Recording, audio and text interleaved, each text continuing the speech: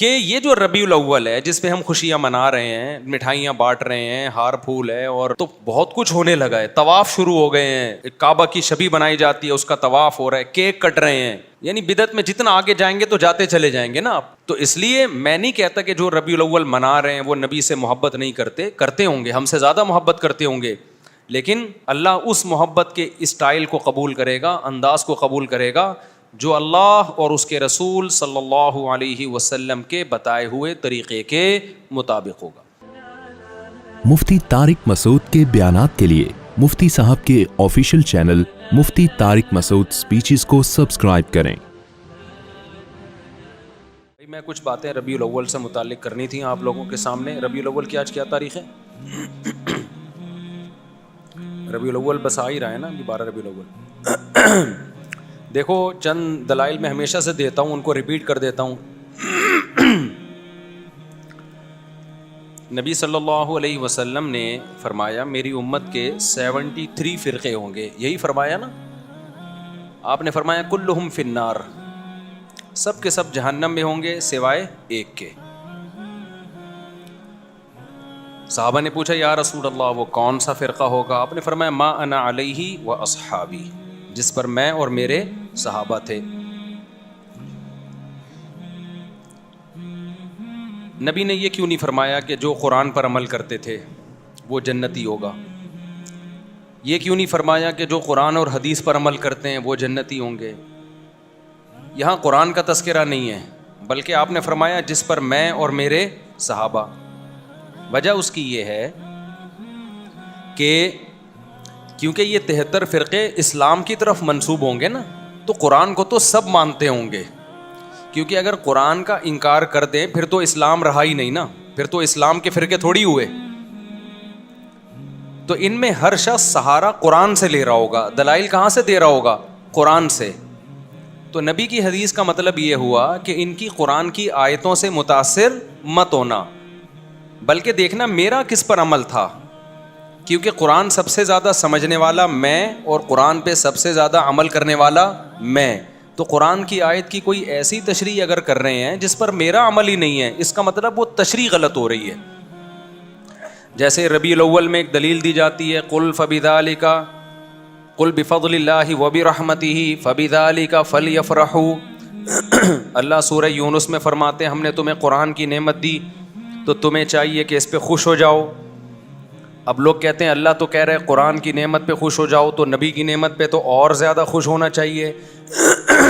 تو نبی کی نعمت ہمیں ربیع الاول میں ملی ہے, تو ہمیں ربیع الاول میں کیا ہونا چاہیے؟ خوش ہونا چاہیے. اب یہ قرآن کی ایسی تشریح ہو رہی ہے جس پر نبی صلی اللہ علیہ وسلم کا عمل نہیں ہے, یہ آپ اپنی تشریح کر رہے ہیں. کیونکہ قرآن کا اگر یہ مطلب ہوتا تو سب سے پہلے ربیع الاول میں نبی خوش ہوتے اور خوشی مناتے, پھر صحابہ خوش ہوتے اور خوشی مناتے. ہم تو دیکھ رہے ہیں نہ نبی نے خوشی منائی نہ صحابہ نے خوشی منائی. اب اس آیت کا مطلب کیا ہے؟ اس آیت کا مطلب یہ بھائی تمہیں قرآن کی نعمت ملی ہے خوش ہو جاؤ. تو کسی بھی ٹائم پہ خوش ہو سکتے ہو آپ, اور خوشی منانے کا تھوڑی قرآن کہہ رہا ہے. خوش ہونا الگ چیز ہے, خوشی منانا الگ چیز ہے. ہم جب بھی قرآن کا سوچتے ہیں ہمیں خوشی ہوتی ہے. اب یہ تو نہیں کہ مٹھائیاں بانٹنا شروع کر دیں, ہم گلے میں ہار ڈالنا شروع کر دیں اپنے بھی اور دوسروں کے بھی کہ بھائی قرآن ملا ہے. تو بھائی وہ آج تھوڑی ملا, وہ تو 1400 سال پہلے ملا ہے. اور اب ہم پڑھتے ہیں تو خوش ہوتے ہیں. خوش ہونا ایک الگ چیز ہے, خوشی منانا ایک الگ چیز ہے. تو ہر آدمی قرآن سے ریفرنسز دے رہا ہوتا ہے. جناب پروفیسر غامدی صاحب بھی قرآن سے ریفرنسز دے رہے ہوتے ہیں, لیکن جب بتاؤ کہ بھائی حدیث میں کیا ہے, نبی نے اس پر کیسے عمل کیا, اس آیت کی کیسے نبی نے ایکسپلین کیا, وہاں آ کے مسئلہ خراب ہو جاتا ہے. تو اب یہ بات خوب اچھی طرح سمجھیں کہ نبی صلی اللہ علیہ وسلم نے جو یہ فرمایا نا کہ ما انا علیہ و اصحابی, جس پر میں اور میرے صحابہ تھے. اچھا یہاں تک بات ختم نہیں ہوئی. بعض حدیثوں کی ایسی تشریح کی جائے کرتے ہیں لوگ کہ جس پر صحابہ کا عمل نہیں تھا. تو نبی نے صرف یہ نہیں فرمایا کہ جس پر میں, بلکہ آپ نے اپنے ساتھ کس کو ایڈ کیا ہے؟ صحابہ کو بھی. کیونکہ جیسے قرآن کی آیتوں کی غلط تشریح کی جاتی ہے اسی طرح حدیثوں کی بھی غلط تشریح کی جاتی ہے. 3 طلاق کا 3 ہونا یہ تمام صحابہ کا فتویٰ ہے. اب کوئی آپ کے سامنے حدیث پیش کر رہا ہے کہ 3 طلاقیں 1 ہوتی تھیں تو سمجھ لو کہیں گڑبڑ کر رہا ہے. وہ حدیث کو ایکسپلین کرنے میں غلطی ہو رہی ہے اس سے, حدیث کا مطلب سمجھنے میں غلطی ہو رہی ہے اس سے. کیونکہ کسی ایک صحابی سے بھی نہیں ملتا کہ اکٹھی 3 طلاق کو 1 کہا انہوں نے. سارے صحابہ اکٹھی 3 کو کتنا کہتے ہیں؟ 3 کہتے ہیں.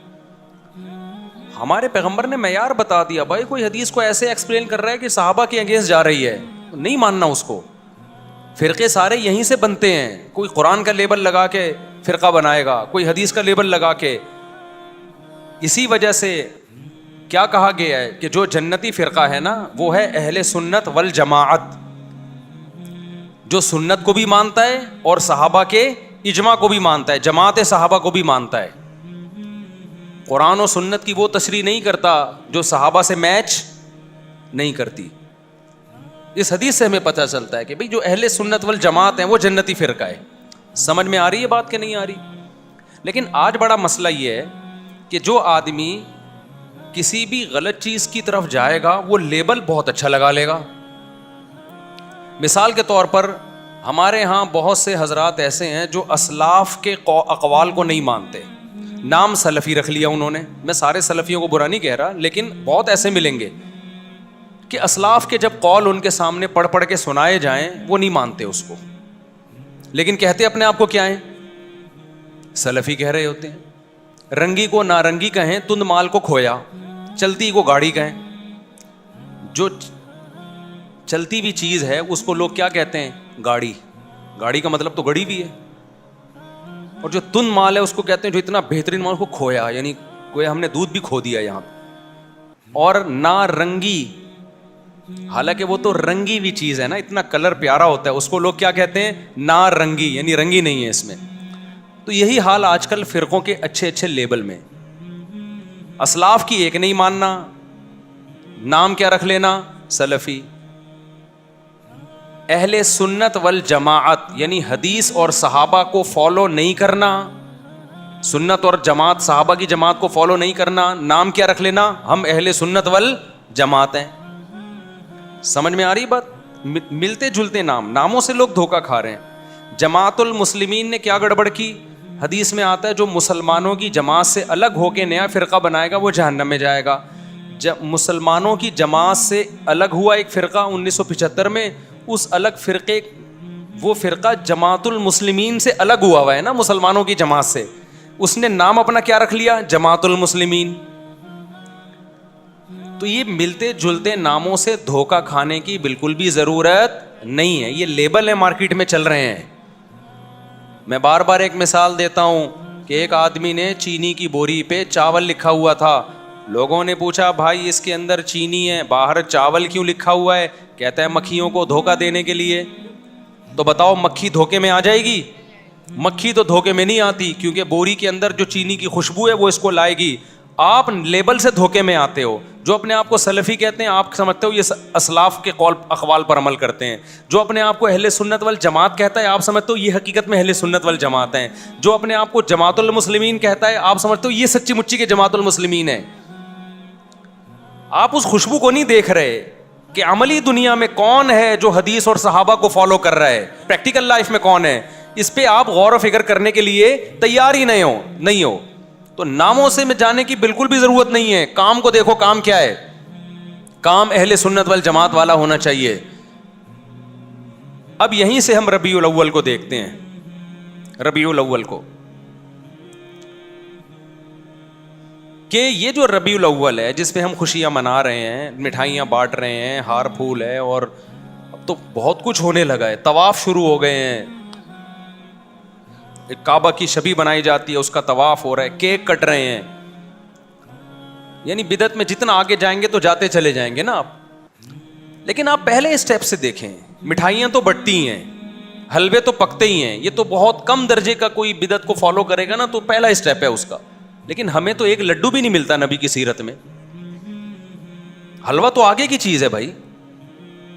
ایک مبارک بادی کا پیغام بھی نہیں ملتا ہمیں. پیغمبر کی سیرت میں کہ ربیع الاول آیا ہو اور ہمارے نبی نے کسی کو مبارکبادی کا پیغام دیا ہو, یا چلو نبی نے نہیں دیا صحابہ نے دیا ہو, کوئی ایک ضعیف موضوع روایت بھی نہیں ہے اس بارے میں.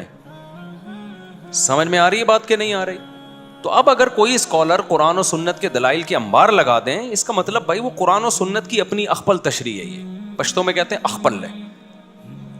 ہمیں صحابہ میں نہیں ملتی یہ چیز, نہ تابعین میں ملتی ہے, نہ تبع تابعین میں ملتی ہے. یہ تو ہندوستان میں بہت بعد میں جا کے ایک رسم شروع ہوئی ہے. تو اس لیے میں نہیں کہتا کہ جو ربیع الاول منا رہے ہیں وہ نبی سے محبت نہیں کرتے, کرتے ہوں گے, ہم سے زیادہ محبت کرتے ہوں گے, لیکن علم نہ ہونے کی وجہ سے محبت کا رخ ٹھیک بولو نہیں ہے. میں کسی پہ الزام نہیں لگاتا کہ وہ نبی سے کر, سب نبی کی محبت میں ہی رہے ہیں, کیک بھی کٹ رہے ہیں اور بتیاں بھی لگا رہے ہیں, ہار پھول بھی, اور کچھ لوگ تو ناچ گا بھی رہے ہیں, کر رہے ہوں گے. لیکن بھائی یہ محبت وہ ہے جو آپ کے, یہ وہ اسٹائل ہے جو آپ کا اپنا اسٹائل ہے. اللہ اس محبت کے اسٹائل کو قبول کرے گا, انداز کو قبول کرے گا جو اللہ اور اس کے رسول صلی اللہ علیہ وسلم کے بتائے ہوئے طریقے کے مطابق ہوگا. تو پہلی بات تو یہ ہوئی کہ ہمیں صحابہ, تابعین, تبع تابعین, اہل سنت والجماعت کے فقہ میں 4 امام ہیں. فقہ کہتے ہیں قرآن و سنت کے جو مسائل مرتب کیے ہیں وہ کنہوں نے کیے ہیں؟ 4 اماموں نے. امام ابو حنیفہ, امام مالک, امام شافعی, امام احمد بن حنبل. یہ وہ اسکالرز ہیں جن کو پوری اہل سنت والجماعت نے مانا ہے. جیسے حدیث میں امام بخاری کو امام مانا نا, لوگ کہتے ہیں نا کہ امام حنیفہ کے امام ہونے کی کیا دلیل ہے, ہمارے امام تو صرف پیغمبر ہیں. بھائی امام ابو حنیفہ کو امام فقہ میں مانا جاتا ہے ایک خاص جزیے میں, کہ نبی صلی اللہ علیہ وسلم تو نبوت میں امام ہے, سب کے امام ہیں. اس کی مثال ایسے جیسے امام بخاری حدیث میں امام ہیں یا نہیں. اب کوئی کہے نہیں ہمارے امام صرف امام نبی صلی اللہ علیہ وسلم ہے, تو ابے بھائی تو کدھر کی کدھر لگا رہا ہے. اس سینس میں ہم تھوڑی امام ابو حنیفہ کو امام بولتے ہیں, ہم اس سینس میں امام ابو حنیفہ کو امام بولتے ہیں جس سینس میں ہم امام بخاری کو حدیث کا امام بولتے ہیں. تو اسی سینس میں ہم امام ابو حنیفہ کو فقہ کا امام بولتے ہیں. فقہ کا مطلب کیا ہے؟ قرآن و حدیث سے مسائل مرتب کر کے ہمارے سامنے پیش کیے, انہوں نے کیے یا ان کے شاگردوں نے ان کے حکم پہ کیے, لیکن یہ انداز ان کا تھا. ایک مرتب شکل میں ہمارے پاس اسلامی قانون آئے, ایک ریسرچ ہو کے. یہ کام امام شافعی نے بھی کیا, امام مالک نے بھی کیا, امام احمد بن حنبل نے بھی کیا, اور بھی کچھ اماموں نے کیا, لیکن وہ پنپ نہیں پایا امت میں. اللہ کی طرف سے اس کو مقبولیت نہیں ملی. علماء صالحہ نے اس کو اس طرح قبول نہیں کیا, ان کے کام کو ایکسیپٹ کیا. جیسے بہت سارے محدثین گزرے ہیں, لیکن سب تو مشہور نہیں ہوئے نا. جن سے اللہ نے کام لیا, جن کو امت میں مقبولیت ملی, وہ امام ابو داؤد ہیں, امام بخاری ہیں, امام مسلم ہیں, امام بہقی ہیں, اور امام ابن ماجہ ہیں. تو یہ مشہور لوگ ہیں جن کو بس اللہ کی مرضی ہوتی ہے, امت میں کسی کو اللہ مقبولیت عطا کر دیتے ہیں جس سے اللہ دین کا کام لینا چاہیں. تو اس سینس میں امام حنیفہ کو امام کہا جاتا ہے. کچھ لوگ کہتے ہیں ہمارے امام تو صرف محمد صلی اللہ علیہ وسلم ہے, اور کوئی ہمارے امام نہیں ہے. ان کو اپنے دماغ کے علاج کی ضرورت ہے. ایک صاحب کہنے لگے, میں نے کہا قائد اعظم نے فرمایا. اس نے کہا قائد اعظم جو ہے نا صرف پیغمبر صلی اللہ علیہ وسلم ہے. قائد اعظم مطلب سب سے بڑے قائد, وہ صرف محمد صلی اللہ علیہ وسلم ہے. ابے میں نے کہا کدھر کی کدھر لگا رہا ہے. قائد اعظم ہم اس سینس میں نہیں کہتے کہ نبی کے مقابلے میں, وہ تو یقیناً پیغمبر صلی اللہ علیہ وسلم ہے. قائد اعظم کا مطلب جتنے دنیا میں اس زمانے میں امام جو محمد علی جناح کے دور میں جو بھی قائدین ہیں جنہوں نے اپنے قوموں کی آزادی کے لیے محنت کی, اس سینس میں ہم قائد اعظم کہتے ہیں. تو آج کل سینس لیس لوگ ہیں اور وہ ہمیں کہہ رہے ہیں ہم سے دین سیکھو, جن کو امام کے لفظ کا مطلب نہیں. امام ہر جگہ مختلف معنی میں استعمال ہوتا ہے. اب آپ کو ہمارے امام مفتی طارق مسعود صاحب ہیں, اگلا کہ ہمارے امام تو صرف جو ہے محمد صلی اللہ علیہ وسلم ہے. تو آپ کہو بھائی ہم مسجد کے امام کی بات کر رہے ہیں, نماز میں ہمارے امام مفتی صاحب ہیں.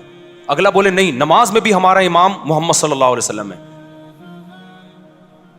آپ کو بھائی اصل میں یوں بتانا چاہ رہا ہوں کہ نماز میں, جمعے کی نماز میں ہمارے امام مفتی طارق مسعود صاحب ہیں. آپ کہیں نہیں, جمعے میں بھی ہمارا امام کون ہے؟ محمد صلی اللہ علیہ وسلم ہے. ہم ان کو دیکھیں. اس کا مطلب یہ پاگل ہے, یہ کیا ہے, اس سے بحث کرنا فضول ہے. تو امام ابو حنیفہ کو محمد صلی اللہ علیہ وسلم کے مقابلے میں امام نہیں کہا جاتا. امام ابو حنیفہ کو اس سینس میں امام کہا جاتا ہے کہ رسول اللہ صلی اللہ علیہ وسلم سے جو حدیثیں منقول ہیں، اسی طرح قرآن سے اور صحابہ کے جو اقوال ہیں، ان کو چھانٹی کر کے ان میں بحث مباحثہ کر کے دلائل کی قوت کی زور سے ایک رائے قائم کر کے اسلامی لا کو ریٹن فارم میں لانا، اور پھر پوری دنیا کے علماء کا اس پہ اعتماد کرنا یا بڑی دنیا کا اس پہ اعتماد کرنا، اس سینس میں ان کو امام کہا جاتا ہے. سمجھ میں آ رہی ہے بات کہ نہیں آ رہی ہے؟ اس سینس میں امام کہا جاتا ہے. تو اہل سنت والجماعت کے فقہ میں جو حدیثوں میں امام بخاری بھی امام ہے، امام مسلم بھی ہے، امام ابو داؤد بھی ہیں. اب اگر کوئی حدیث کی آج ایسی تحقیق لا رہا ہو جو امام بخاری کی تحقیق سے میچ نہیں کر رہی، تو آپ اس کی تحقیق کو مانو گے؟ اٹھا کے دیوار پہ پھینک دو گے، بولا کہ تو نیا آیا ہے کیا؟ یہ کام ائمہ محدثین پہلے کر چکے ہیں. اسی طرح یاد رکھو فقہ میں یہ چاروں کو امام مانا گیا ہے، اور ان کے شاگردوں کو ان کے شاگردوں کو ان کے بعد امام مانا گیا ہے، اور ان کے شاگرد صدیوں سے چلتے چلتے آج تک آ رہے ہیں. امام شافعی کے بھی امام احمد بن حنبل یہ امام بخاری کے استاذ ہیں. اب سوچو امام بخاری کا استاذ کیا بلا ہوگا، وہ میں بلا برے سینس میں نہیں کہہ رہا، یعنی علم میں کیا مقام ہوگا جو امام بخاری کے کیا ہیں، استاذ ہیں. اور پھر امام احمد بن حنبل کے استاذ ہیں امام شافعی، سمجھ رہے ہو؟ پھر امام شافعی کے استاذ ہیں محمد ابن حسن جو امام ابو حنیفہ کے شاگرد ہیں، اور امام محمد بن حسن کے استاذ کون ہیں؟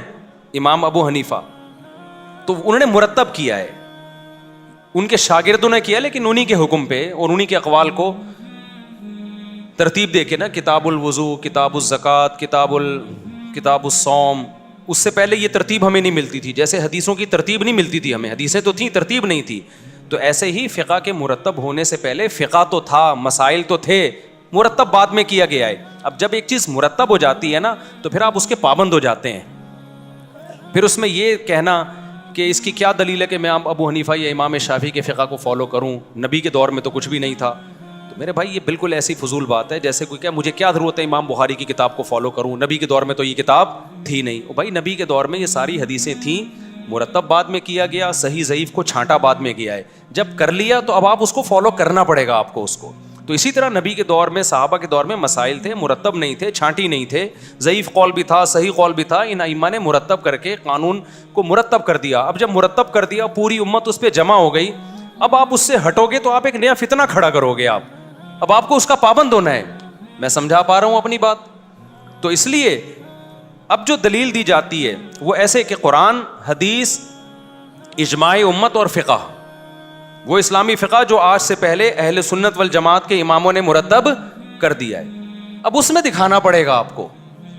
تو ہم دیکھتے ہیں ان چاروں میں ربیع الاول کا تذکرہ نہیں ملتا ہمیں کہ ربیع الاول کوئی مقدس مہینہ ہے، یا ربیع الاول میں لڈو کھانا ہے، یا لڈو میں اس لیے بولتا ہوں مزہ لڈو میں ہے، حلوے بولنے میں مزہ نہیں آتا.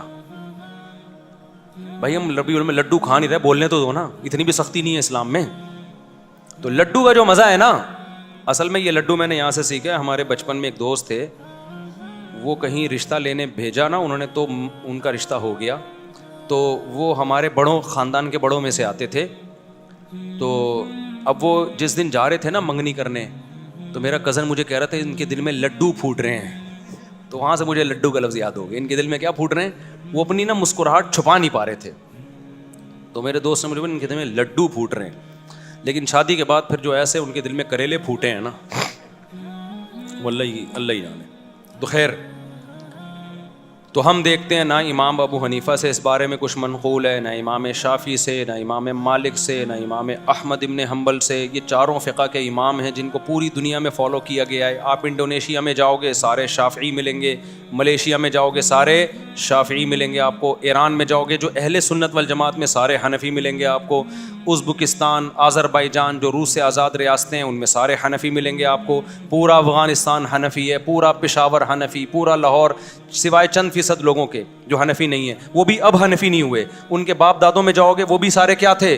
حنفی. کچھ لوگ کہتے ہیں ہم منگول ہیں، تو منگول سارے حنفی تھے جب اسلام قبول کیا تھا انہوں نے. سمجھ میں آ رہی ہے بات؟ کچھ لوگ کہتے ہیں ہم کیا ہیں؟ منگول ہیں. تو آپ ماضی میں جاؤ گے سارے منگول کیا تھے؟ جب اسلام قبول کیا تھا سارے کیا تھے؟ وہ حنفی تھے. یہاں تک کہ آج جو یہ کہہ رہے ہیں نا ہندوستان پاکستان میں حنفی نہیں ہوں، تو وہ نہیں ہے تو اس کے ابا حنفی تھے. ابا نہیں ہو تو دادا حنفی تھے, دادا نہیں تو پردادا تو کنفرم کیا تھے, حنفی. اسلام آیا ہی حنفی ہی اسلام لے کر آئے ہیں بر صغیر میں. سمجھ میں آ رہی ہے بات؟ بر صغیر میں اسلام کون لے کر آیا ہے؟ حنفی لائے ہیں. تو سارے حنفی تھے. جتنے بر صغیر میں آپ کو حنفیوں کے علاوہ نظر آئیں گے نا, یا شافیوں کے علاوہ, تو وہ دادا پردادا پردادا کے اوپر, بس اس سے آگے ان کے سارے کون تھے؟ وہ حنفی. تو پوری دنیا میں جہاں بھی اسلام گیا ہے نا, اور آج تھوڑی گیا ہے, صدیوں پہلے گیا ہے, تو یا تو حنفی تھے. پورا افریقہ مالکی ہے, وہاں امام مالک کے فالوورز پہنچے جنگوں میں, جہاد میں, تو وہاں سارا کیا ہے؟ فقہ مالکی ہے. ملیشیا, انڈونیشیا, سارا کیا ہے؟ فقہ شافعی ہے. پورا ہندوستان, پورا بنگلہ دیش, پورا افغانستان, پورا برما, یہ پوری آبادی چائنا سے کئی گنا زیادہ ہے, یعنی کئی گنا تو نہیں لیکن بہت زیادہ ہے. یہ سارے کیا تھے بھائی جب اسلام آیا؟ حنفی تھے. کوئٹہ پورا کیا جب اسلام آیا؟ حنفی. افغانستان میں جتنے بڑے بڑے جہادی کمانڈر گزرے ہیں جو لڑتے رہے ہیں غیر مسلموں سے, ہندوستان میں آ کے جو راجپوتوں سے لڑائیاں ہوئی, ہندوؤں سے لڑائیاں ہوئی, پانی پت کی لڑائی, وہ سارے حنفی تھے. شاہ اسماعیل شہید رحمۃ اللہ علیہ جو انگریزوں کے خلاف جہاد کرنے نکلے, وہ اور ان کی فوج میں سارے کیا تھے؟ حنفی. مجدد الفسانی رحمۃ اللہ علیہ, جنہوں نے جب اکبر بادشاہ نے نیا دین نکالا اور ملحد ہو گیا, اس کے جو ہے نا اس کو اصلاح کرنے والے اور ہندوستان میں اسلام کو بچانے والے مجدد ثانی, وہ بھی کیا تھے؟ تو آپ کو ہندوستان کی 1200 سالہ تاریخ میں سارے حنفی ملیں گے. آپ ملیشیا کی 1200 سالہ تاریخ میں سارے شافعی ملیں گے آپ کو. سعودی عرب کی 1200 سالہ تاریخ میں 70-75% حنبلی ملیں گے آپ کو. سمجھ رہے ہیں؟ اور یہ چاروں اہل سنت کے والجماعت کے مکاتب فکر ہیں. اب یہاں لوگ ایک بات کہتے ہیں کہ ہمیں تو نبی نے حنفی نہیں کہا, نہ ہمیں نبی نے شافعی کہا ہے. سمجھ رہے ہو بات کو؟ ہم تو مسلم ہیں, یقیناً مسلم ہیں, غیر مسلم کے مقابلے میں. اللہ نے ہمارا نام مسلم رکھا ہے, کس کے مقابلے میں؟ غیر مسلم. لیکن جب اہل سنت والجماعت میں ہی قانون مرتب ہو گیا, تو اس قانون میں اگر کوئی ایک مکتبہ فکر کو فالو کر رہا ہے, تو وہ دوسرے مکتبہ فکر سے جو اپنی پہچان الگ کرے گا, مسلم کہہ کے نہیں کرے گا. اب کوئی شافعی یہاں بیٹھا ہوا ہو, مجھ سے پوچھے آپ کیا ہیں, میں کہا مسلم, تو کہے گا میں کیا غیر مسلم نظر آ رہا ہوں تجھے؟ تو حنفی کہا جاتا ہے شافعی کے مقابلے میں, حنبلی کہا جاتا ہے شافعی کے مقابلے میں. اور اس کی ضرورت کبھی پڑتی نہیں ہے, کبھی پڑھے تو کہا جاتا ہے, ورنہ پڑتی نہیں ہے ضرورت اس کی. سمجھ رہے ہو گے؟ میں تو ابھی صرف یہ بتانے کے لیے بتا رہا ہوں کہ یہ جو آج کل نئے نئے مارکیٹ میں فرقے آ رہے ہیں نا, کہ ہمارا کوئی فقہی دین نہیں ہے, نہ ہم حنفی ہیں نہ شافعی ہیں, ان کے ابا دادا پردادا کیا تھے؟ سارے حنفی تھے. اب یا تو وہ سارے غلط تھے یا یہ غلط ہیں. تو لوگ بڑے آرام سے کہہ دیتے وہ سارے غلط تھے. وہ سارے کیا تھے؟ غلط. میرے ایک بیان پہ کسی نے کمنٹس کیے کہ اگر صدیوں سے مسلمان غلط چیز پہ چلے آ رہے ہیں تو کیا ہم اس غلطی پہ باقی رہیں کیا؟ یہ کمنٹ بہت دفعہ آتے ہیں میرے بیان پہ. مفتی صاحب بار بار یہ کہتے ہیں کیا یہ سارے صدیوں سے غلط تھے, کیا یہ سارے صدیوں سے غلط تھے. پھر لوگ یہ بھی نیچے کمنٹس, میں کمنٹس بہت پڑھتا ہوں اپنے بیانات کے نیچے, تاکہ مجھے بھی اصلاح کا موقع ملے نا, مجھے بھی پتہ چلے ہمارے بیان کا امپیکٹ کیا ہو رہا ہے, پبلک جا کدھر کو رہی ہے. تو بہت سے لوگ یہ کہتے ہیں کیا یہ سارے غلط تھے. پھر دلیل میں کہ یہود و نصارہ میں بھی تو سارے غلط تھے, یہود و نصارہ بھی تو صدیوں سے غلط چلے آ رہے ہیں, تو وہ غلط ہو سکتے ہیں تو ہم نہیں غلط ہو سکتے. تو خوب سمجھ لو, اس قوم کو, اس امت کو یہود و نصارہ پہ قیاس کرنا غلط ہے. یہود و نصارہ میں جو پیغمبر آئے وہ آخری نبی نہیں تھے, لہذا اللہ کی طرف سے کوئی گارنٹی نہیں تھی کہ یہ گمراہ نہیں ہو سکتے, لہذا وہ صدیوں سے سارے گمراہ ہو گئے. وہ آخری نبی نہیں ہے, اور نئے نبی نے آنا ہے. لیکن ہمارے پیغمبر صلی اللہ علیہ وسلم کے بعد اب کوئی نیا پیغمبر نہیں آئے گا, لہذا اللہ نے ضمانت لی ہے کہ اب یہ امت صدیوں سے غلط بات پہ جمع نہیں ہو سکتی, کیونکہ نیا پیغمبر آ کے تھوڑی ٹھیک کریں گے اس امت کو. تو علماء صلحاء نہیں ٹھیک کرنا ہے, تو سارے غلط ہو گئے تو ٹھیک کون کرے گا؟ کیا 15ویں صدی میں 2-4 اسکالر آ کے ٹھیک کریں گے؟ کیا نہیں آئی بات میرا خیال ہے سمجھ میں. تبھی حدیث میں آتا ہے لا تجتمع امتی علی ضلالہ, آپ نیٹ پہ لکھیں, اس کا ریفرنس آ جائے گا, عربی میں لکھ دیں آپ. نبی صلی اللہ علیہ وسلم نے فرمایا میری امت گمراہی پہ جمع نہیں ہو سکتی. اس میں آپ نے یہ نہیں فرمایا کہ فلاں سن میں نہیں ہو سکتی, فلاں میں ہو سکتی ہے, مطلب کبھی بھی جمع نہیں ہو سکتی. جب کبھی بھی نہیں ہو سکتی تو اس کا مطلب صدیوں سے جو اتنی بڑی امت چلی آ رہی ہے نا, یہ ٹھیک تھی بھائی. آپ غلط ہیں جو نئی نئی چیزیں مارکیٹ میں آ رہی ہیں. جتنے آپ کو یہاں ملیں گے نا جو حنفیت کو چھوڑ چکے ہیں, ان کے ابا یا تو حنفی, ابا بھی چھوڑ چکے تو دادا حنفی نکلیں گے ان کے. یہ 2-3 صدیوں سے پہلے یہ سلسلہ جاتا ہی نہیں. کوئی قبر بھی نہیں دکھا سکتا کسی غیر حنفی کی ہندوستان میں 250-300 سال پرانی. سمجھ رہے ہو, زندہ تو دور کی بات, قبر بھی نہیں ملے گی آپ کو. تو انگریزوں سے ہم لڑے ہیں بھائی, انگریزوں نے ہم سے حکومتیں چھینی ہیں. خلافت عثمانیہ کا خاتمہ ہوا, وہ بھی سارے حنفی تھے جنہوں نے خلافت قائم کی. 300-400 سال تو بڑی اسٹرانگ خلافت تھی. تو یورپ انہی کو مسلم سمجھتا تھا, انہی کے خلاف سازشیں کرتا تھا, انہی کی حکومت کو توڑا گیا ہے. وہ اسلامی لا جو خلافت عثمانیہ میں 500-600 سال چلا ہے, وہ تو فقہ حنفی تھا سارا, وہ بھی غلط. بنو عباس میں زیادہ تر فقہ حنفی تھا, وہ بھی غلط. بنو امیہ میں جو سب سے بڑے قاضی تھے امام ابو یوسف تھے قاضی القضاء, وہ بھی حنفی تھے. تو یار یہ کدھر کو آپ قوم کو لے کے جا رہے ہو ہیں؟ کوئی غیر مسلم جب اسلام قبول کرے اور آپ کو حنفی شافی سارے غلط ہوتے ہیں, ایک دین محمدی پہ آ جاؤ, تو غیر مسلم اس نعرے سے اٹریکٹ تو بہت ہوگا, لیکن اس کو ایک بہت بڑا سوال پیدا ہوگا کہ جب ہم کتابوں کی طرف جاتے ہیں, ہم علماء کی سیرت پڑھتے ہیں, تو 4 طبقات ملتے ہیں کتابوں میں. آپ جب بھی کسی عالم کی سیرت پڑھیں گے نا, تو یا تو طبقات حنفیہ میں ہوگا, یا طبقات شافعیہ میں, یا طبقات مالکیہ میں, یا طبقات حنابلہ میں. اس کے علاوہ کہیں ملے گا ہی نہیں آپ, الا ماشاء اللہ اکا دکا. علامہ شوکانی ہو گئے, ابن حزم ظاہری ہو گئے, چند ایک کروڑوں میں. سمجھتے ہو کہ نہیں سمجھتے ہو؟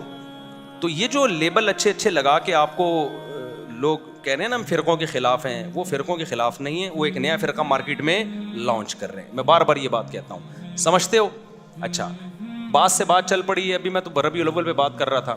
لوگ یہ بھی کہتے ہیں کہ ان چاروں کو پہ ریسرچ کر کے ایک کیوں نہیں کر دیتے آپ. یہ بڑا سوال کیا جاتا ہے کہ یار 4 مکاتب فقہ ہیں, حنفی, مالکی, شافعی, تو قرآن حدیث سے ریسرچ کر کے ایک پہ آ جاؤ نا. دیکھو ان چاروں اماموں نے قرآن حدیث ہی پہ ریسرچ کر کے بہت سی چیزوں میں اتفاق کر لیا ہے. اب جن چیزوں میں ہو گیا ان میں تو چاروں متفق ہیں, سب میں ہر میں 4 رائے تھوڑی ہیں. بہت سے مسائل ایسے ہیں جن میں ریسرچ ہوئی 3 امام ایک طرف ہو گئے. بہت سے مسائل میں ریسرچ ہوئی 2 کی رائے ایک طرف اور 2 کی ایک طرف. کچھ مسائل ایسے ہیں جن میں 1 کی رائے ایک طرف اور تینوں کی دوسری طرف. وہ ریسرچ کے بعد ہی ہوئی ہے. اب جب ہو گئی, اب اس اختلاف کو ختم نہیں کیا جا سکتا, کیونکہ اب اس کو ختم کرنے کے لیے بیٹھیں گے تو نئی نئی آراء اور وجود میں آئیں گی. اتھارٹی کون ہے جو یہ فیصلہ کرے گی کہ یہ صحیح ہے وہ غلط ہے؟ یہ تو ایک نئی جنگ میں امت چلی جائے گی نا. اب اس کا حل یہی ہے کہ ایک کو فالو کرو, دوسرے کو برا مت کہو, کیونکہ وہ بھی قرآن حدیث سے, یہ بھی قرآن حدیث سے ہے. تو امت صدیوں سے اس ٹریک پہ چل رہی ہے اور بڑی کامیابی سے چلی ہے. اسی ٹریک پہ چلتے ہوئے دنیا پہ حکومت کی ہے. ہندوستان میں ہم نے 1000 سال حکومت کی. اگر ہم ہندوستان میں بیٹھ جاتے ہیں نا کہ نہیں یہ غلط ہے, نیا بناؤ, تو نیا نہیں بنتا. مسلمانوں کی تلواریں آپس میں ہی چلتی رہتی, ایک دوسرے سے مناظروں میں ہی ساری صلاحیتیں برباد ہو جانی تھی. سمجھتے ہو کہ نہیں سمجھتے ہو؟ تو منگول بھی کیا تھے بھائی؟ حنفی تھے وہ. تو اگر کوئی کہہ رہے کہ میں یوں, تو وہ باپ دادا سارے ان کے حنفی نکلیں گے آپ.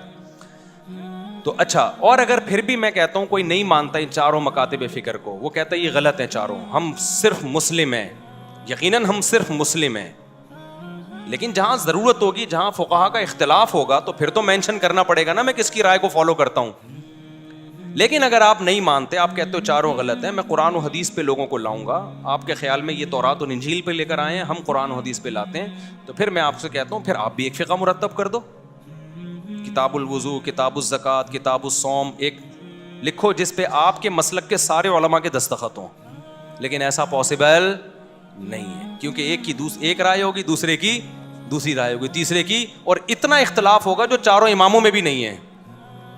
اتنا بڑا ایک اختلاف, تو 5واں مرتب ہی نہیں ہے کوئی. تو مرتب نہیں ہے تو ہم کیسے لوگوں کو کہیں کہ اس کو فالو کرو؟ ہے ہی نہیں. اب میں آتا ہوں ربیع الاول کی طرف. تو اب مجھے بتاؤ, قرآن میں ہے ربیع الاول منانے کا, حدیث میں ہے. اگر قرآن کی آیتیں سے آپ نکالتے بھی ہو, تو ہم پیغمبر کی سیرت میں ہمیں کیوں نظر نہیں آتا؟ صحابہ کی سیرت میں ہمیں نظر کیوں نہیں آتا؟ تابعین کی سیرت میں, چاروں اماموں کی کتابوں میں کیوں نہیں ہے؟ وہ تو زیادہ ماہر تھے وہ تو. اور ہمارے جو حضرات ہیں جو ربیع الاول مناتے ہیں, وہ تو امام حنیفہ کو کہتے ہیں اپنے آپ کو کہ ہم ان کی اتباع کرتے ہیں. وہ تو اپنے آپ کو حنفی کہتے ہیں. تو فقہ حنفی کی کتابوں میں دکھا دیں بھائی, جو معتبر کتابیں ہیں اس میں بھی کہیں نہیں ملے گا آپ کو. اب رہ کیا گیا؟ اب رہ گئے ہمارے جذبات. تو دین جذبات کا نام نہیں ہے. دین کس کا نام ہے؟ اللہ اس کے رسول کی اطاعت کا نام ہے. اب میں ایک بات آپ سے کر کے اپنی بات کو ختم کرتا ہوں. دیکھو ہمیں حدیث میں ملتا کیا ہے کہ نبی صلی اللہ علیہ وسلم نے اپنی ولادت کے دن کو کیسے منایا ہے. منایا بھی ہے کہ نہیں منایا؟ ہمارے نبی صلی اللہ علیہ وسلم کی صحیح حدیث سے ثابت ہے کہ آپ پیر کے دن پیدا ہوئے. یہ بات سب مانتے ہیں, امت کا اتفاقی عقیدہ ہے کہ نبی کس دن پیدا ہوئے؟ پیر کے دن. آپ صلی اللہ علیہ وسلم پیر کے دن روزہ رکھا کرتے تھے. صحابہ نے پوچھا تو آپ نے فرمایا یہ میری ولادت کا دن ہے. مجھے بتاؤ روزہ اور عید یہ جمع ہو سکتے ہیں؟ بولو, عید کے دن کوئی روزہ رکھتا ہے؟ حالانکہ آپ صلی اللہ علیہ وسلم نے اور کوئی بھی ایسا کوئی دن منایا نہیں ہے, صرف ایک ولادت کو منایا. کس طرح سے؟ روزہ رکھ کے. اس میں یقیناً یہ حکمت تھی کہ امت اس کو سیلیبریٹ کرنا نہ شروع کر دے, اس کو تہوار کے طور پہ منانا نہ شروع کر دے. روزہ رکھ کے مہر لگا دو کہ اس میں تہوار اور عید کا عنصر ختم. اگر آپ صلی اللہ علیہ وسلم روزہ نہ رکھتے تو یہ نیوٹرل ہوتا ہے, یہ دن نہ تہوار کا ہوتا نہ روزے کا ہوتا. پھر بھی تہوار منانا جائز نہیں تھا, کیونکہ تہوار کے لیے ثبوت کی ضرورت تھی. قرآن و سنت سے ثبوت دکھانا چاہیے. ہم خود سے تو کوئی عید نہیں بنا سکتے نا بھائی. ایک عید الفطر ہے, اس کی ہمیں دلیل ملتی ہے. ایک عید الاضحیٰ ہے, اس کی دلیل ملتی ہے. بیچ میں کسی دن کو ہم عید منا لیں تو جائز ہوگا؟ لوگ بولیں گے قرآن حدیث سے دکھاؤ. تو اگر نبی صلی اللہ علیہ وسلم نے پیر کے دن روزہ نہ بھی رکھا ہوتا تو بھی یوم ولادت کو سیلیبریٹ کرنا یا تہوار کے طور پہ منانا ہمارے لیے جائز نہیں ہوتا, کیونکہ بخاری مسلم کی حدیث ہے لکل قوم عید ولنا عیدان. آپ نے فرمایا ہر قوم کے لیے ایک سال میں ایک دن تہوار کا ہوتا ہے, اور ہمارے کتنے ہیں؟ دو. تو دو, ایک عید الفطر اور ایک عید الاضحیٰ. یہاں تک بات کلیئر ہو گئی. لیکن ہمارے نبی نے اس سے آگے بڑھ کے باقاعدہ روزہ رکھا, اور روزہ اور تہوار جمع نہیں ہو سکتے. تو تہوار کا تو کانسیپٹ ہی ختم ہو گیا ہے. آپ کہہ سکتے ہو ہم رات کو مناتے ہیں عید میلاد النبی, ہم دن میں تھوڑی مناتے ہیں. ہم کب مناتے ہیں؟ رات کو. اور بڑی مشکل میں اسلامی تہوار جتنے بھی ہوتے ہیں دن میں ہوتے ہیں, راتوں میں غیر مسلموں کے تہوار ہوتے ہیں.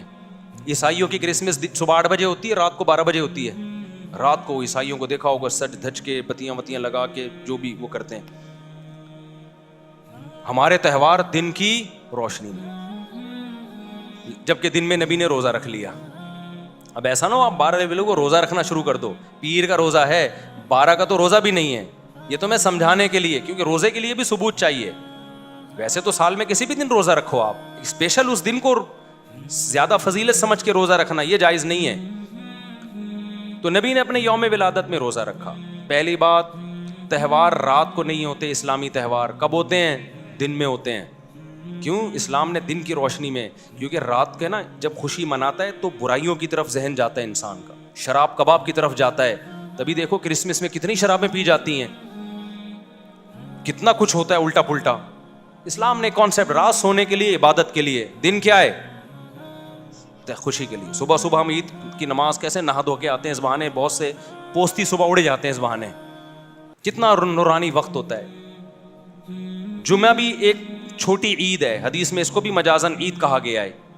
اس میں بھی خطبہ ہوتا ہے جیسے عیدوں میں ہوتا ہے. اس میں بھی 2 رکعتیں ہوتی ہیں جیسے عید میں. جمعے کی وہی شرائط ہیں جو عید کی شرائط ہیں. جمعہ گاؤں میں نہیں ہوتا. صحابہ کرام گاؤں سے جمعہ شہر میں پڑھنے آیا کرتے تھے. عید کی نماز بھی گاؤں میں نہیں ہوتی. جمعے کے لیے بھی کچھ شرطیں ہیں کہ اتنے افراد ہوں گے تو جمعہ ہوگا. عید کے لیے بھی شرطیں ہیں کہ اتنے افراد ہوں گے تو عید کی نماز ہوگی.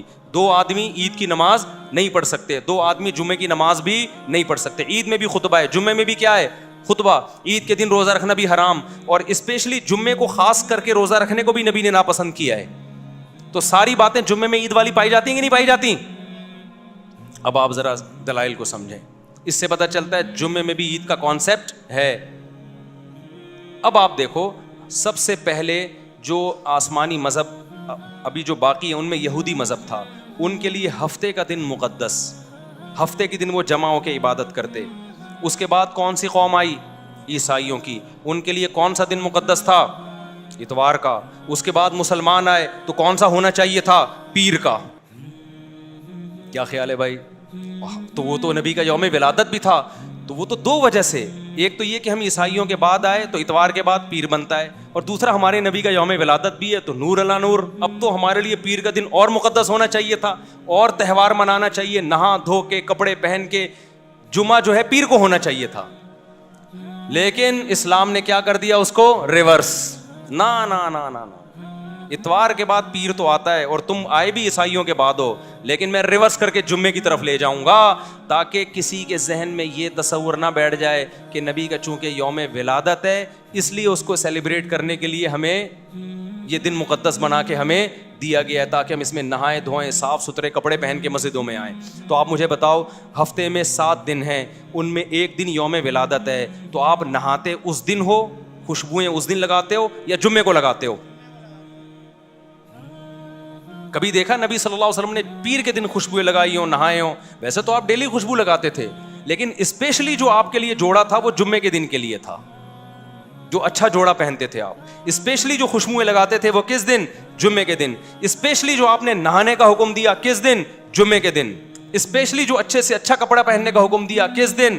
جمعے کے دن. تو پیر کو کیوں نہیں کیا آپ صلی اللہ علیہ وسلم نے؟ میں سمجھا پا رہا ہوں اپنی بات؟ تو تمام دلائل سے پتہ چلتا ہے بھائی کہ ہمارے نبی تو روزہ رکھ کے اس میں بڑی عید کا کانسیپٹ بھی ختم کر رہے ہیں، اور چھوٹی عید کا کانسیپٹ جو جمعے والی عید ہے اس کا کانسیپٹ بھی ختم کر رہے ہیں. تو اتنا کچھ ہونے کے بعد بھی اگر آپ کہتے ہو کہ نہیں جی نبی کے یوم ولادت کو ہم نے سیلیبریٹ کرنا ہے، ہم نے خوشی منانی ہے، جو نہیں منا رہے وہ شیطان ہے، سبھی تو جہاں میں خوشیاں سوائے ابلیس کے، سبھی تو جہاں میں خوشیاں، ایسا کوئی شعر ہے. تو باتیں کرنے پر گورنمنٹ کی طرف سے کوئی پابندی نہیں ہے، لیکن ان دلائل کو اللہ کے سامنے دے کر آپ اللہ رسول کو مطمئن نہیں کر سکتے. تو یہ دیوبندی بریلوی بحث نہیں میں کر رہا. دیوبندی بریلوی تو بہت بات کے نام ہیں، ہم تو بات کر رہے ہیں سیدھا سیدھا. بھائی قرآن کی بات کرو، حدیث کی بات کرو، اور آپ فقہ میں فقہ حنفی کو فالو کرتے ہو.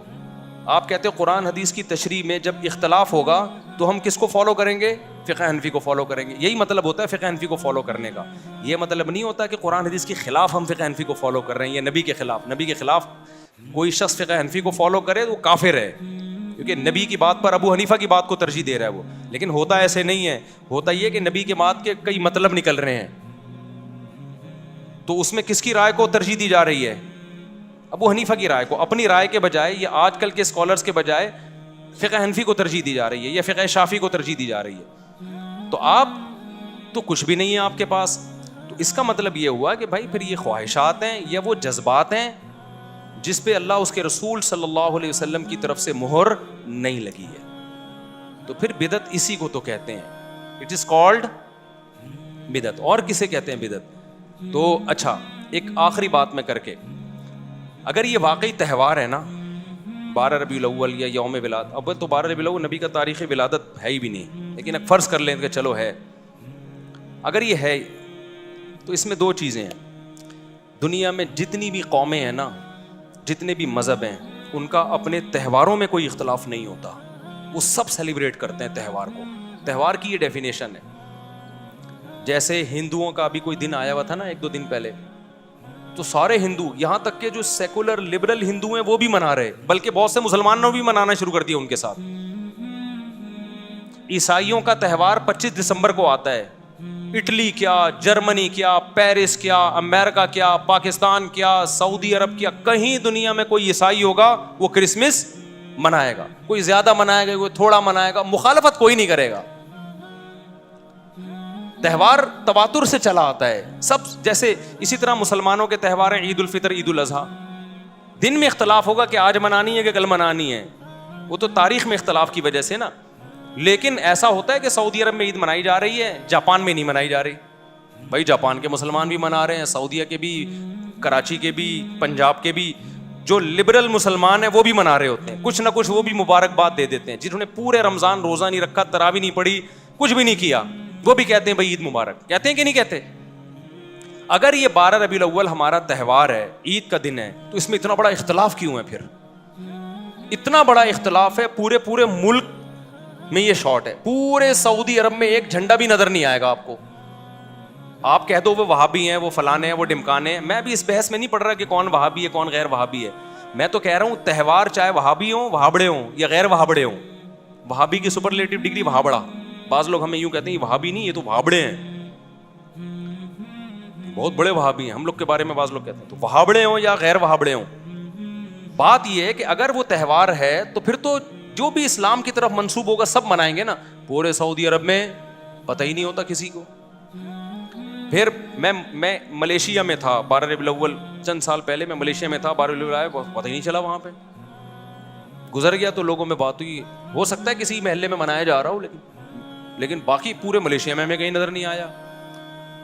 تو یہ کیسا تہوار ہے؟ اچھا جن ملکوں میں منایا جا رہا ہے وہاں بھی پورے ملک میں نہیں, ایک شہر میں ہے دوسرے شہر میں ہے ہی نہیں.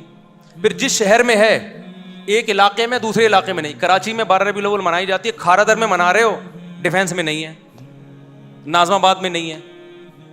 پھر اگر ناظم آباد میں ہے بھی بالفرض تو ایک گلی میں ہے دوسری گلی میں نہیں ہے. پھر ایک گلی میں بھی اگر پوری گلی میں ہو رہی ہے تو سارے گھروں میں نہیں ہو رہی. 2 گھروں میں جھنڈے ہیں, 2 گھروں میں جھنڈے نہیں ہیں. تہوار ایسا نہیں ہوتا بھائی. جو عیدیں ہوتی ہیں, جو تہوار ہوتے ہیں, وہ سب مل کے سیلیبریٹ کرتے ہیں. کھوپڑی شریف میں بات آ رہی ہے, ہمیں کسی پہ طنز نہیں کرنا. میں بار بار ایک بات کہتا ہوں, اپنے جو کانسیپٹ ہیں, نظریات ہیں, جو آپ کا مسلک ہے, جس پہ آپ کو اطمینان ہے, اس کو چھوڑو نہیں اور دوسرے کو چھیڑو نہیں. لیکن دلائل دینے کا تو ہمارا حق ہے, یا دلائل تو دے سکتے ہیں نا. تو ہم دلائل دے رہے ہیں, ہم چھیڑ کسی, کوئی جھنڈا لگائے تو میں نہیں جا کے اتارتا. ہمارے اڑوس پڑوس میں بھی جھنڈے بھی لگ رہے ہیں, مٹھائیاں بھی آ رہی ہیں, ہم جا کے پھر بھی سلام کرتے ہیں, انکل خیریت سے ہیں آپ, طبیعت ٹھیک, سب اچھے کی رپورٹ ہو, کہتے ہیں وعلیکم السلام مفتی صاحب, سب سیٹ چل رہا ہے, شادی مبارک, السلام, نکل لیے. ہم یہ نہیں کہتے یہ جھنڈا کیوں لگایا ہوا ہے, حلوے کیوں کھا رہے ہو. بھائی چھیڑنا نہیں ہے کسی کو. ہم نے ہمارے جو بس میں تھا ہم نے دلائل سامنے رکھ دیے, سمجھ میں آ جائے ٹھیک ہے, نہیں سمجھ میں آئے تو بھی ٹھیک ہے بھائی. اگر اللہ آپ کو بخش دے تو ہمیں کوئی اعتراض نہیں ہے, اللہ نہیں بخشے تو پھر ہمیں نہیں بولنا کہ تم نے بتایا کیوں نہیں تھا, ٹھیک ہے نا. تو ہم تو بس اس لیے. جی کیا بول رہے ہیں حضرت؟ ہاں وہ تو امام احمد رضا صاحب نے لکھا ہے کہ 8 ربیع الاول ہے. اچھا یہ بھی ایک اہم بات ہے, جو تاریخیں ہیں نا تہواروں کی, ان میں بھی اختلاف نہیں ہوتا. یہاں تاریخ میں بھی اختلاف ہے. کسی نے کہا 8 ربیع الاول ہے, کسی نے کہا 12 ربیع الاول ہے, کسی نے کہا 9 ربیع الاول ہے. اور غنیت الطالبین میں تو شیخ عبد القادر گیلانی رحمۃ اللہ علیہ کی طرف منسوب ہے کہ محرم ہے. تو یہ تو 12 کے لفظ پہ خود ہے کہ بہت کوئی کسی صحیح حدیث میں تو 12 ربیع الاول کا ہے ہی نہیں. صحیح حدیث میں صرف اتنا ہے کہ پیر کے دن پیدا ہوئے. کوئی صحیح حدیث نہیں دکھا سکتے آپ اس میں کہ 12 کو نبی صلی اللہ علیہ وسلم پیدا ہوئے. تو بھائی جو اسلام کمپلیٹ ہو چکا ہے ہم نے اسی کو فالو بولو کرنا ہے. وہ وہی ہے جو صحابہ تابعین لے کر آئے اور ائمہ مجتہدین نے اس کو کتابوں میں محفوظ کیا. اس سے ہٹنے کی آپ کو اجازت نہیں ہے. ہٹو گے تو پھر خاردار جھاڑیاں ہیں. اور ایک اہم بات یہ بھی کہ بدعت کے پاؤں نہیں ہوتے, بدعت چینج ہوتی ہے, سنت چینج نہیں ہوتی. دیکھو فجر کی 2 فرض سنت ہے نا, 1400 سال سے 2 ہی چلے آ رہے ہیں, چینجنگ ہوئی اس میں. لیکن بدعت میں چینجنگ ہوتی ہے. ربیع الاول پچھلے سال جس اسٹائل سے منایا جا رہا تھا اس سے پچھلے سال وہ اسٹائل آپ کو نہیں ملے گا. اس سے پہلے نہیں, 100 سال پہلے جو منایا جا رہا تھا وہ بالکل ہی ڈیفرنٹ تھا. اس میں کیک کاٹنے کا, لڈو کا تصور ہی نہیں تھا. اس میں صرف جلسے ہوتے تھے اور ہار پھور اور تھوڑا بہت. تو ہر سال اس میں کیا ہو رہی ہے, چینجنگ. سنت ایک جیسی رہتی ہے, بدعت میں چینجنگ ہوتی رہتی ہے اور یہ ہر سال بدعت بڑھتی ہے. اب تو بہت سے بریلوی علماء بھی پریشان ہیں کہ یار یہ کیا ہو رہا ہے. مفتی منیب صاحب کا کتنی دفعہ بیان آیا ہے کہ یہ ہماری قوم چل کس طرف پڑی ہے, یہ کیا تماشا ہو رہا ہے. آپ نے سنا ہوگا کئی دفعہ, انہوں نے بھی احتجاج ریکارڈ کروایا ہے نا. بھائی جب آپ نے بدعت کی ایک چیز رکھ دی ہے تو پھر قوم کو لگام کس اصول پہ دیں گے آپ. مثال کے طور پر آپ اذان سے پہلے الصلاۃ والسلام علیک یا رسول اللہ پڑھتے ہیں. ہمارے پاس جواب آسان ہے, بھائی نبی کے دور میں یہ نہیں ہوتا تھا تو ہم نہیں پڑھیں گے. آپ نے کہا اس میں ممانعت بھی نہیں ہے نا, درود پڑھنا تو بذات خود اچھا کام ہے, تو ہم اگر اذان سے پہلے پڑھ لیں تو کیا جا رہا ہے. اب آپ پھنسو گے. کیسے پھنسو گے؟ کل کوئی شخص اٹھے گا اور اذان ختم کرے گا لا الہ الا اللہ اور کہے گا محمد الرسول اللہ. ہم تو اس کو روکیں گے, ہم کہیں گے بھائی نبی سے اللہ اکبر سے لے کے لا الہ الا اللہ تک اذان ثابت ہے, نہ اس سے پہلے کچھ ایڈ کرو نہ اس کے بعد. آپ کس بیس پہ روکو گے؟ وہ کہے گا بھائی محمد رسول اللہ کی مخالفت بھی تو نہیں ہے نا, میں کوئی غلط بات تھوڑی کر رہا ہوں. کلمہ تو مکمل نہیں ہوتا جب تک نبی کی رسالت کا اقرار نہ کیا جائے. تو یہ دکھاؤ نبی نے منع کہاں کیا ہے, تو آپ دکھا سکتے ہو. تو وہ چینج ہوگی.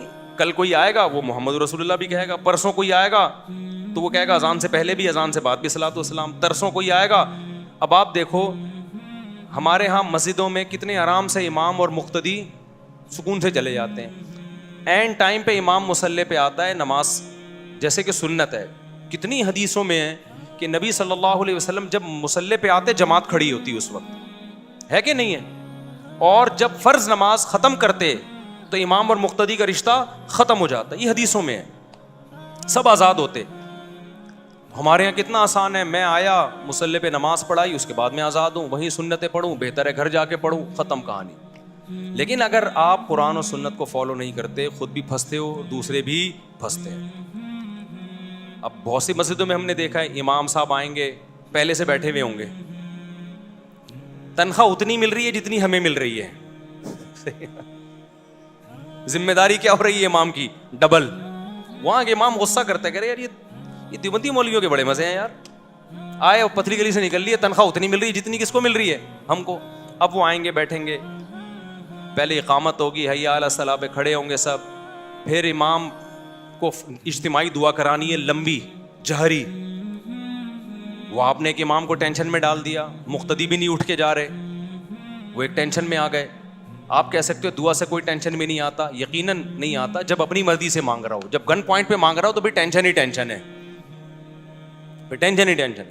وہ اپنی مرضی سے تھوڑی مانگ رہا ہے, اس کو پتا میں گیا تو لوگ کہیں گے بھابڑا, نماز پڑھاتے ہی نکل لیا. امام کو یہ ہوتا ہے کہ ابے مجھے بھابڑا بولیں گے, تو اب وہ بیٹھا ہے بیچارہ, وہ دعا کرا رہا ہے, یا اللہ, بڑی لمبی دعا ہوتی ہے. پھر وہ بھی کافی نہیں ہے, دعا کے بعد امام نے سنتیں بھی وہیں پڑھنی ہے, پھر سنتوں کے بعد ایک اور جہرن لمبی دعا مانگنی ہے اس نے. تو بیچارہ یہ گن پوائنٹ پہ ہو رہا ہے. تو وہ امام کا حوصلے کو داد, میں تو کہتا ہوں تنخواہ ڈبل کرو کم از کم. خیر, تو اسی طرح عید میں جو گلے ملنے والا کانسیپٹ ہے, ہم بار بار کہتے ہیں رسول اللہ صلی اللہ علیہ وسلم سے یہ ثابت نہیں ہے. ہم آسانی سے مشکل سے بڑی آسانی سے نکل گئے ہم. اب میں جب عید کی نماز پڑھاتا ہوں, میں لوگوں سے کہتا ہوں بھائی ہول سیل کے حساب سے سب کو دعائیں, ٹھیک ہے نا, مبارک, اور پتلی گلی سے نکل لی ہم. لیکن جو لوگ کہتے ہیں گلے ملنے چاہیے, سنت ہے, یا یہ کہ نبی نے روکا بھی تو نہیں ہے نا گلے ملنے سے, تو مانگو. وہ عید کے دن جو ٹینشن ہوتی ہے نا, وہ جس پہ گزرتی ہے وہی جانتا ہے. سب سے 3 دفعہ گلے ملنا ہے, یوں ملو, پھر یوں ملو, پھر یوں ملو, پھر وہاں سے نکلے وسیم بھائی آ رہے ہیں, یوں ملو, پھر یوں ملو, پھر یوں ملو, پھر غفار بھائی آ رہے ہیں, یوں ملو, پھر یوں ملو, پھر یوں ملو, پھر سبکتگین صاحب آ گئے, پھر ان سے ملو, پھر تبسم صاحب آ رہے ہیں وہاں سے, پھر اور غفار بھائی آ رہے ہیں, پھر وہاں سے تو نام ہی جمشید آ رہا ہے وہاں سے. صرف وہ نہیں آ رہا جس نے آپ سے قرضہ لیا ہوا ہے, جس کے انتظار میں آپ اس کو تلاش کر رہے ہو, وہ ملے تو چھوڑوں گا نہیں اس کو, وہ نہیں آئے گا. کس قدر ٹینشن ہے یار, کس قدر ٹینشن. ایک گلی سے گزرنا مشکل, یوں جا رہے ہو وہاں سے 10 آدمی آ رہے ہیں, ابے تینوں سے گلے ملو, پھر وہاں سے ٹن مارا ادھر سے 20 آدمی آ رہا ہے, خود بھی مصیبت میں, دوسرے بھی مصیبت میں. ہلکا پھلکا رکھو یار, عید ہے, کوئی عذاب تھوڑی ہے. تو ہم کتنے آرام سے پتلی گلی سے نکل لیتے ہیں. میں جو عید پڑھاتا ہوں تو السلام علیکم جی, پتلی گلی نکلو گئے, لوگ بھی نہیں ملتے, کہہ رہے ہیں بس کافی ہے. کوئی پرانا دوست آ گیا تو چلو مصافحہ کر لیا اس سے, بہت ہو گیا, کوئی پرانا آ گیا تو چلو. گلے ملنا بذات خود حرام تو نہیں ہے نا, لیکن اس کا التزام کرنا کیا ہے, یہ ناجائز ہے, اس کو سنت سمجھنا ناجائز ہے. تو اتنی ٹینشن یار, اتنی ٹینشن. تو بدعت میں جب بھی انسان جاتا ہے اپنے لیے بھی ٹینشن اور دوسروں کے لیے بھی ٹینشن, اور جب بھی سنت پہ رہتا ہے خود بھی ہلکا پھلکا اور دوسرے بھی ہلکے پھلکے.